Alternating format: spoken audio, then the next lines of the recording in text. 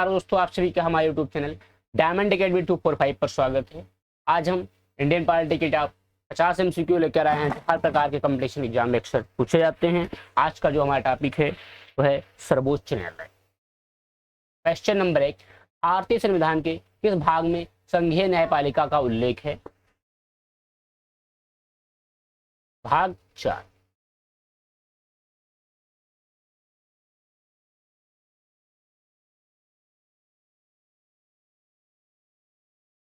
Question number 2, संविधान के व्याख्याकार और संरक्षक कौन है?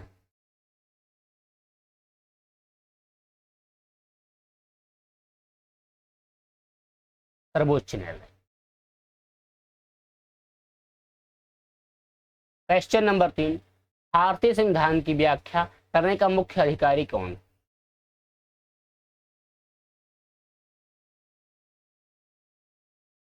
सर्वोच्च न्यायालय। क्वेश्चन नंबर 4, निम्नलिखित में से किसके अंतर्गत भारत में सर्वप्रथम सर्वोच्च न्यायालय की स्थापना हुई? रेगुलेटिंग अधिनियम 1773। क्वेश्चन नंबर 5, भारत के सर्वोच्च न्यायालय की स्थापना हुई थी? भारत सरकार अधिनियम 1935 के अधीन।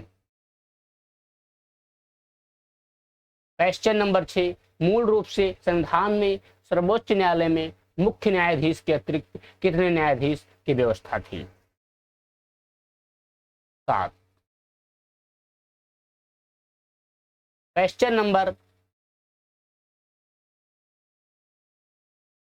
7, वर्तमान में सर्वोच्च न्यायालय में मुख्य न्यायाधीशों के अतिरिक्त कितने न्यायाधीश का प्रावधान किया गया है? 33। क्वेश्चन नंबर 8, उच्चतम न्यायालय के न्यायाधीशों की संख्या में वृद्धि करने की शक्ति किसके पास? संसद। क्वेश्चन नंबर 9, सर्वोच्च न्यायालय के न्यायाधीशों की निम्न में से कौन सी अर्हता होनी चाहिए?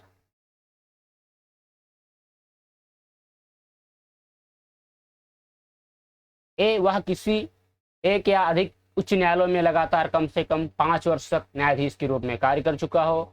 बी, वह किसी एक या अधिक उच्च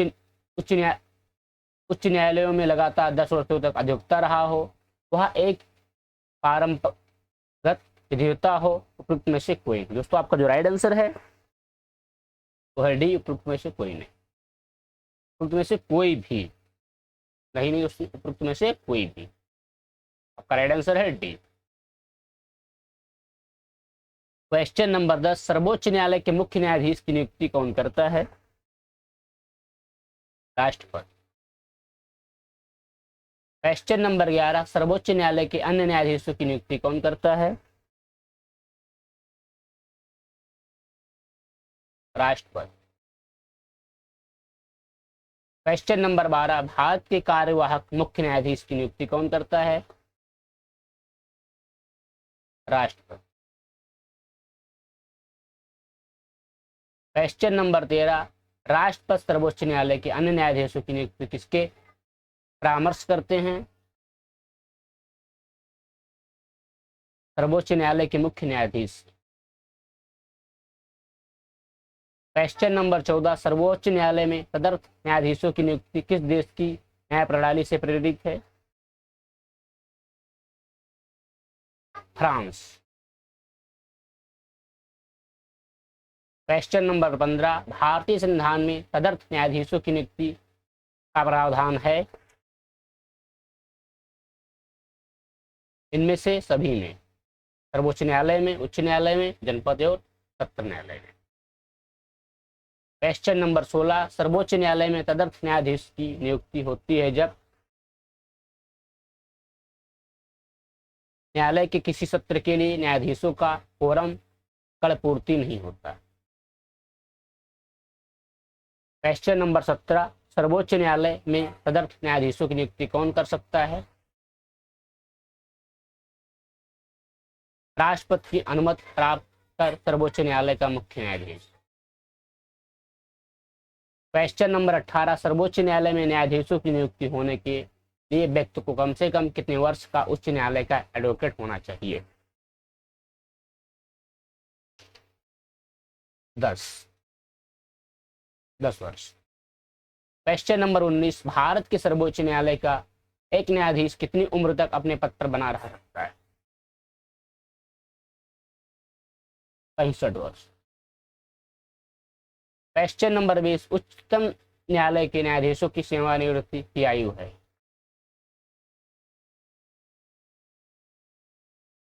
65 वर्ष। क्वेश्चन नंबर 21, सर्वोच्च न्यायालय का न्यायाधीश कितनी आयु तक कार्यरत रहता है? इनमें से कोई भी नहीं। 56 वर्ष, 58 वर्ष, 60।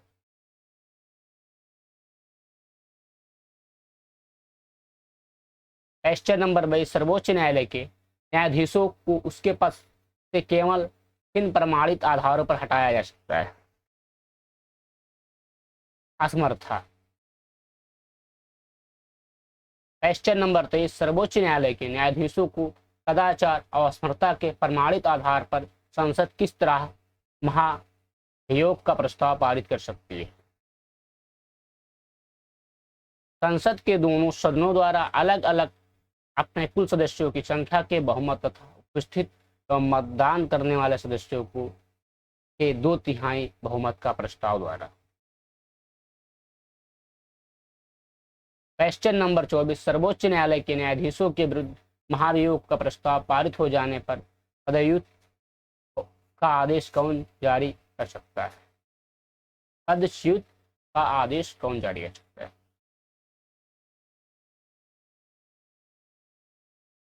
दोस्तों आपका राइट आंसर है राष्ट्रपति। क्वेश्चन नंबर 25, सर्वोच्च न्यायालय के किस न्यायाधीश के विरुद्ध 11 मई 1993 को लोकसभा में लाया गया महाभियोग प्रस्ताव असफल रहा? दोस्तों आपका राइट आंसर है सी, न्यायमूर्ति वी रामास्वामी। क्वेश्चन नंबर 26, सर्वोच्च न्यायालय के मुख्य न्यायाधीश को प्रतिमाह कितना वेतन मिलता है?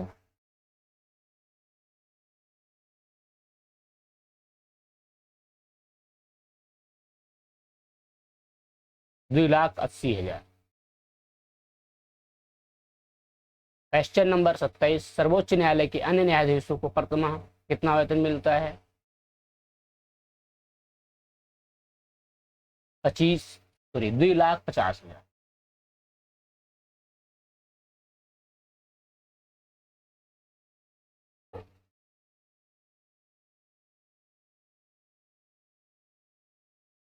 जब राष्ट्रपति और उपराष्ट्रपति दोनों के पद खाली हों तब उनके समय कौन कार्य करेगा?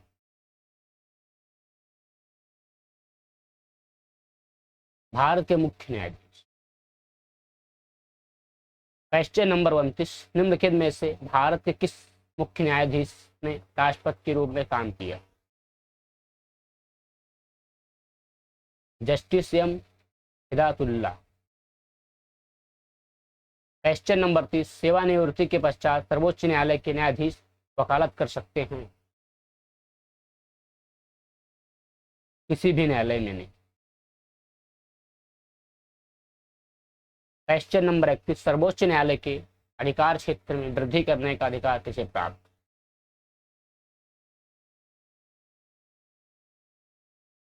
संसद। क्वेश्चन नंबर 32, सर्वोच्च न्यायालय के न्यायिक कामकाज के लिए किस भाषा का प्रयोग किया जाता है?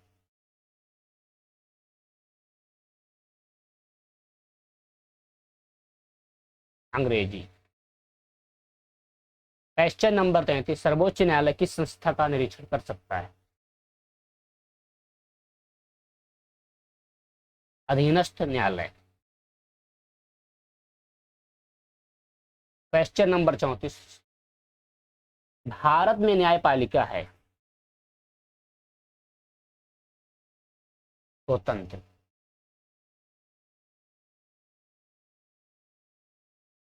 क्वेश्चन नंबर 35, भारत में न्यायपालिका का स्वरूप है?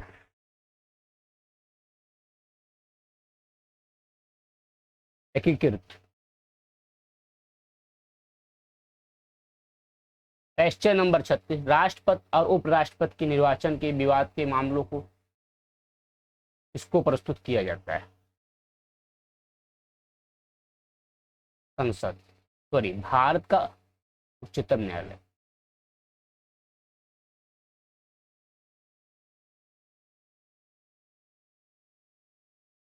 सॉरी, आपका राइट आंसर है ए, मुख्य निर्वाचन आयोग।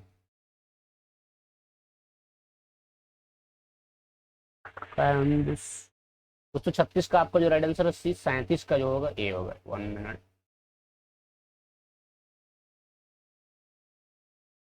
मिस्टेक।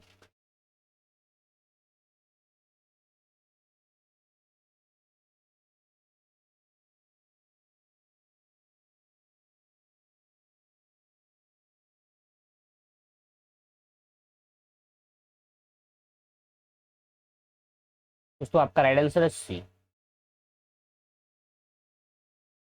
क्वेश्चन नंबर 37, राष्ट्रपति और उपराष्ट्रपति से संबंधित विवादों को सुलझाने का अधिकार उच्चतम न्यायालय का है, यह किसका या उसका?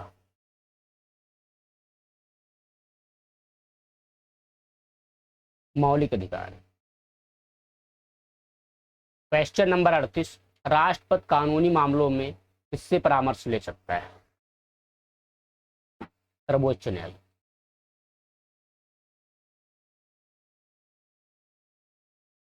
क्वेश्चन नंबर 39, उच्चतम न्यायालय को परामर्शदात्री बनाया गया है।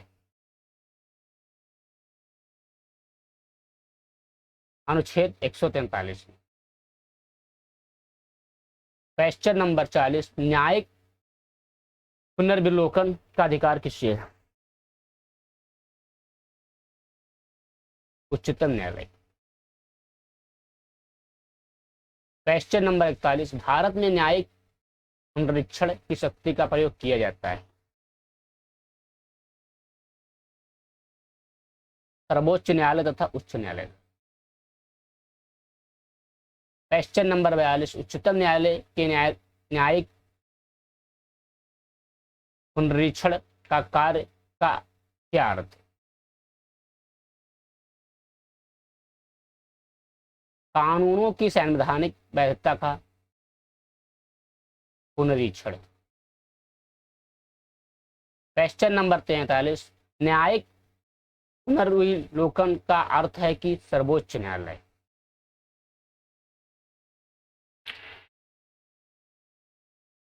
किसी भी राज्य के कानून को अवैध घोषित कर सकता है। क्वेश्चन नंबर 44, न्यायिक पुनर्विलोकन में न्यायालय को निम्नलिखित अधिकार प्राप्त। यदि कोई कानून या आदेश संविधान के विपरीत हो तो उसे असंवैधानिक घोषित करना। क्वेश्चन नंबर 45, न्यायिक पुनर्विलोकन की व्यवस्था भारत और यूएसए में है।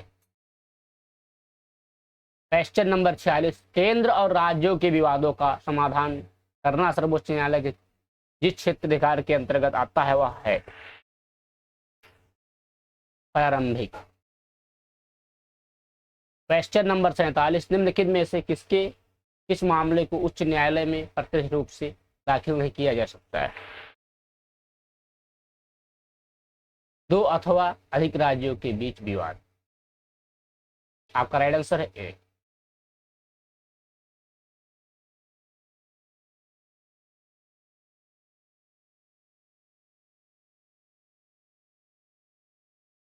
क्वेश्चन नंबर 48, जनहित याचिका दायर की जा सकती है उच्च न्यायालय में और सर्वोच्च न्यायालय।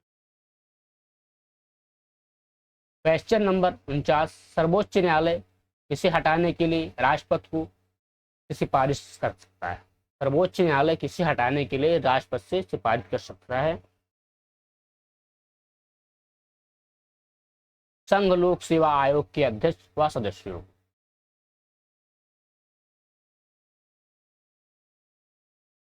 क्वेश्चन नंबर 50, सर्वोच्च न्यायालय कौन सा प्रलेख जारी नहीं कर सकता है? निषेध आज्ञा। क्वेश्चन नंबर 51, उच्चतम न्यायालय द्वारा परम आदेश किसे जारी किया जाता है? किसी अधिकारी को सरकारी आदेश निभाने के लिए।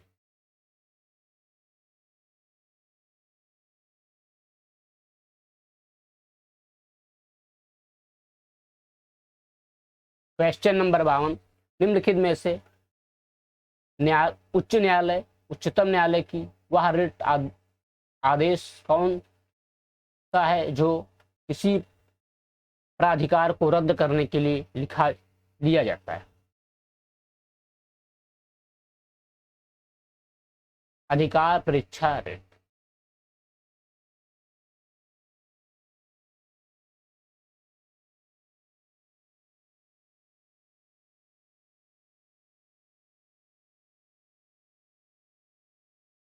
क्वेश्चन नंबर 53, लाभ का पद परिभाषित हुआ है?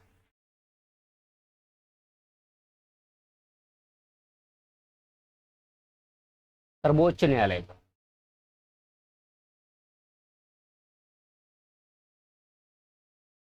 क्वेश्चन नंबर 54, निम्नलिखित में से किस मुकदमा में भारतीय सर्वोच्च न्यायालय में सर्वप्रथम संविधान के मौलिक लक्षण का सिद्धांत प्रतिपादित किया?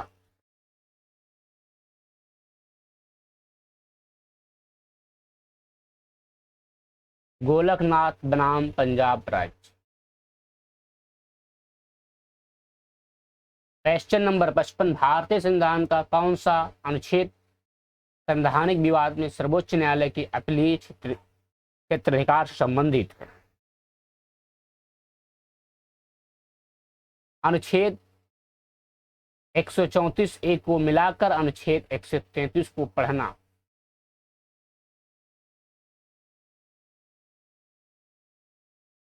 क्वेश्चन नंबर 56, केंद्र और राज्य के बीच होने वाले विवादों का निर्णय करने की भारत के उच्चतम न्यायालय की शक्ति आती है?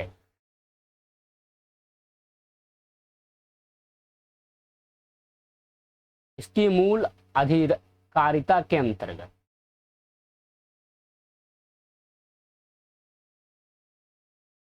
क्वेश्चन नंबर 57, भारत का उच्चतम न्यायालय कानूनी तथ्य के मामले में राष्ट्रपति को परामर्श देता है तभी जब वह ऐसे परामर्श के लिए कहता है। क्वेश्चन नंबर 58, राष्ट्रीय मानवाधिकार आयोग के अधिनियम 1933 के अनुसार निम्नलिखित में से कौन इस आयोग का अध्यक्ष बन सकता है? केवल भारत के सेवानिवृत्त मुख्य न्यायमूर्ति। क्वेश्चन नंबर 61, निम्नलिखित में से किस वाद में उच्चतम न्यायालय ने संविधान के मूल ढांचे का सिद्धांत प्रतिपादित किया? केशवानंद भारती।